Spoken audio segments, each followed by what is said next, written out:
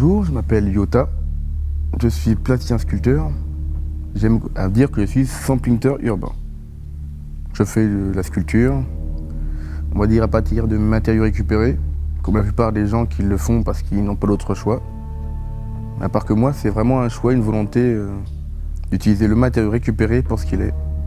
Parce que je trouve que les matériaux usagés ont déjà beaucoup plus de vie que les matériaux neufs, ont plus dans un passé, ont toute une histoire qui est intéressante de réutiliser, alors que les matériaux neufs ne font qu'à mon avis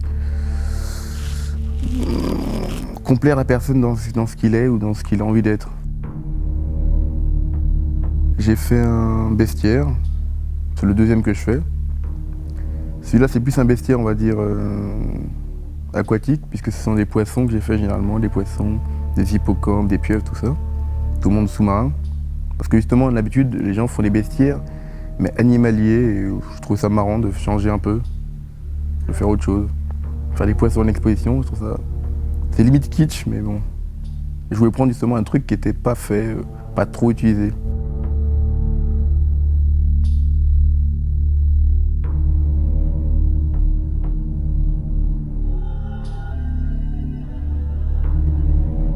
C'est pas vraiment non plus de la sculpture, parce que je ne fais pas que de la taille. Je fais surtout de l'assemblement, de l'assemblage d'objets, qui ont des teintes, des chaleurs, des émotions différentes. Et j'essaie de les marier ensemble pour justement que ça donne un esprit cohérent. Et qu'il y ait une certaine sensibilité qui s'exprime à travers ça. Poscaï, moi ce que j'ai aimé dans le Poscaï, faire dans le Poscaï, c'était surtout le côté décharné. Côté lambeau, un peu mort, un peu limite la peau sur les os. Mais c'est même plus la peau sur les os, c'est vraiment un squelette limite. Mais j'ai bien aimé justement travailler dans l'esprit de l'infra, de l'intérieur plutôt que de l'extérieur. Plutôt l'intérieur, le squelette à l'intérieur plutôt que l'exosquelette, l'extérieur on va dire. Dans le corbeau, j'ai utilisé des pieds de batterie, des objets qui sont on va dire usuels, qui rappellent les choses, et qui sont détournés on va dire. Mais souvent l'objet il te parle, et je trouve que les objets ils parlent beaucoup.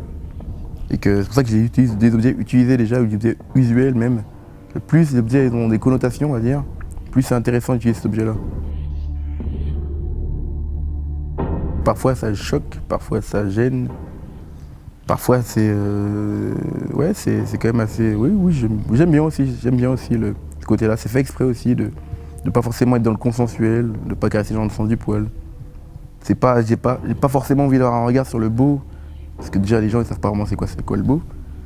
Et j'ai pas vraiment envie de m'axer sur le beau essentiellement pour flatter les gens dans leur envie de beauté ou de...